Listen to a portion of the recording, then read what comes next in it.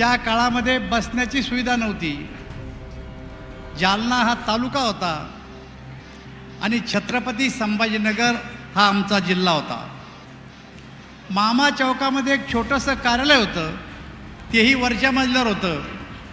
आणि एक लाल सतरंजी, एक माठ, त्यावर उलटा ठेवलेला ग्लास, श्यामला जवळची हापशी. त्या हापशीवर आम्ही माठामध्ये डोक्यावर पाणी आणायचो आणि त्या कार्यालयामध्ये ठेवायचो. महिन्याच्या नंतर एकदा कार्यालयात येणार म्हणल्यावर सतरंजीवर खकाना व्हायचा. संध्याकाळच्या टायमाला उद्या जर मीटिंग असेल तर आम्हाला सूचना असायची की सतरंजी झटकून काढा. मामा चौकात आम्ही 4 जण धरायचो, सतरंजी आपटायचो आणि त्या कार्यालयाची साफसफाई करायचो. अशा प्रकारचं आमचं कार्यालय होतं. महिन्यातून एखादी बैठक व्हायची आणि त्याच्यामुळं हे काम त्या काळामध्ये खरं तर आमच्याकडं होतं. परंतु आज एक भव्य कार्यालय भारतीय जनता पार्टीच्या निमित्तानं या ठिकाणी उभं राहतं. कार्यालय छोटं होतं पण माणसं मोठे होते. त्या काळामध्ये प्रल्हादसिंग काका असतील, पुंडलिकराव दानवे असतील, विठ्ठलराव सपकाळ असतील, नारायणदासजी आंबट असतील. त्या काळातला एक मित्र माझ्यासोबत आता धोकाजी. आम्ही सगळे छोटे छोटे कार्यकर्ते होतो. पाणी देणे, चहा आणणे हे त्या काळातलं आमचं काम होतं. आज ती माणसं नाही आहेत. खरं तर त्यांना मी नमन करतो की त्यांच्या पायावर आज आम्ही या ठिकाणी ही भारतीय जनता पार्टीची ही वास्तू या ठिकाणी उभी करतो. खरं तर आता दिवस बदललेत. जिल्हा झाला. जिल्हा झाल्याच्या नंतर आज भारतीय जनता पार्टीचं काम या जिल्ह्यामध्ये मोठ्या प्रमाणामध्ये वाढलेलं आहे.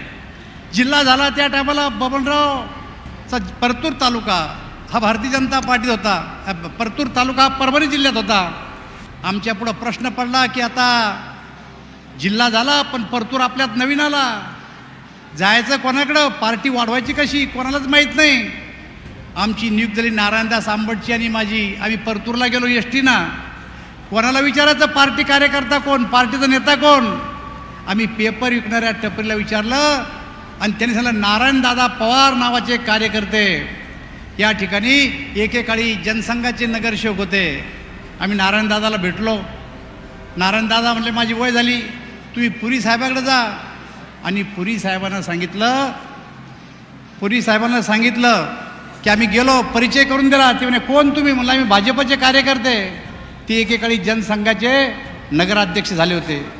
पुरीला म्हणलं तुम्ही पार्टीचं काम करा परतूरमध्ये. आणि पुरी म्हणले मी काम करतो, तुझं नाव सांग. मी म्हणलं रावसाहेब. म्हणले माझ्या खात्यावर 1 लाख रुपये जमा करा, मी चांगल्या मनानं फिरू शकतो पार्टीचं काम करायला. जे माणसं एस टीचं तिकीट काढून आले त्यांच्यासाठी 1 लाख रुपये केवढे होते. आम्ही परत आलो. पार्टीचे कार्य चालायला पैसे नाही. गोपीनाथराव मुंडे आणि प्रमोद महाजनांनी आम्हाला 40 रुपये देऊन जालन्याच्या पार्टीच्या कार्यालयाचं काम करायचं सांगितलं. मित्र आज आनंद आहे.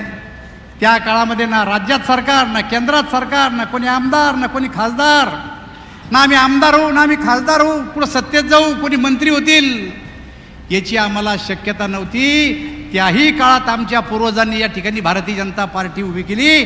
त्यांच्या खांद्यावर बसून आम्ही आज एवढी जनसंख्या पाहतो तुमच्या समोरची.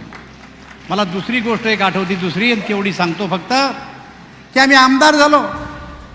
गोपीनाथराव प्रमोदजी यांनी एक बैठक बोलली हॉटेल रिट्सला आमदार निवासजवळ. कशाला बोलवली माहीत नाही, आम्ही आमदार होतो. आणि गोपीनाथरावनी उठून भाषण केल्यानंतर प्रमोदजी बोलले की तुम्हाला मी आज का बोलवलं? ते म्हणले मला आज अति आनंद झाला. काय आनंद झाला? की भारतीय जनता पक्षाला 2 लाल दिव्याच्या गाड्या भेटल्या.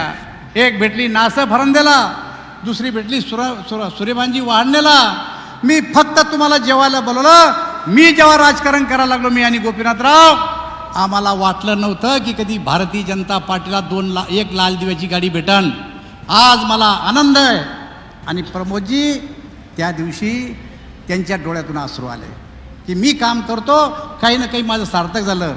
आज तुमच्या डोळ्यात देखत ज्या भाजपला 2 लाल दिव्या होत्या, लाल गाड्या होत्या, त्या भारतीय जनता पार्टीचं केंद्रात सरकार आहे, त्या भारतीय जनता पार्टीचं राज्यात सरकार आहे, 22 राज्यात सत्ता आहे. राष्ट्रपती आपला आहे, लोकसभेचा अध्यक्ष आपला आहे. कधी कधी आमची टिंगल टावळी केली. अटल बिहारी वाजपेयी पहिल्यांदा भारतीय जनता पार्टीचे अध्यक्ष झाले रेक्लेमॅक्स मैदानावर बांद्र्याला, त्याचा साक्षीदार मी आहे. त्या टायमाला अटलजीची घोषणा दिली कार्यकर्त्यांनी की प्रधानमंत्री की अगली बारी अटल बिहारी अटल बिहारी. काँग्रेसवाल्यांनी टिंगल टावळी केली, आमची विधानसभेत केली, लोकसभेत केली. पण त्या काळातल्या आडवाणी अटलजी मुरली मनोहर जोशी यांनी पार्टी उभी केली आणि एकदा नाही, दोनदा नाही, तीनदा अटल बिहारी वाजपेयी या देशाचे प्रधानमंत्री झाले. आणि ज्यावेळेस त्यांची अंत्ययात्रा निघाली तेव्हा देशाचा प्रधानमंत्री 7 किलोमीटर आणि 16 राज्याचे मुख्यमंत्री पायी चालत अटल बिहारी वाजपेयी पुढे गेले. ही केवळ आणि केवळ भारतीय जनता पक्षाच्या कार्यकर्त्याची ताकद आहे. आणि म्हणून मित्र, पार्टी कुठं होती आणि तुमच्या सगळ्यांच्या संघटनेच्या बळावर आज पार्टी कुठे गेली याचा सगळ्यात जास्त आनंद जर असेल तर आम्ही वर बसलेल्या कार्यकर्त्याला आहे. यांच्याकडे जर बघितलं तर हेही सुद्धा जुन्याच पार्टीच्या कामातून आले.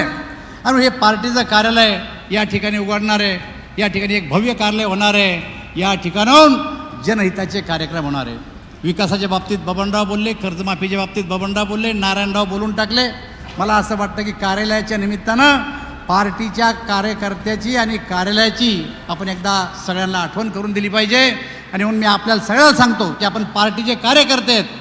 कार्यकर्ता म्हणून आपण पुढच्या पिढीला संदेश दिला पाहिजे की कुठं होती भारतीय जनता पार्टी, आज कुठं आहे, आणि पुढच्या काळामध्ये आटके पार झेंडा या भारतीय जनता पार्टीचा लावायचा आहे, असा संदेश आपल्या पुढच्या पिढीला पास करायचा आहे.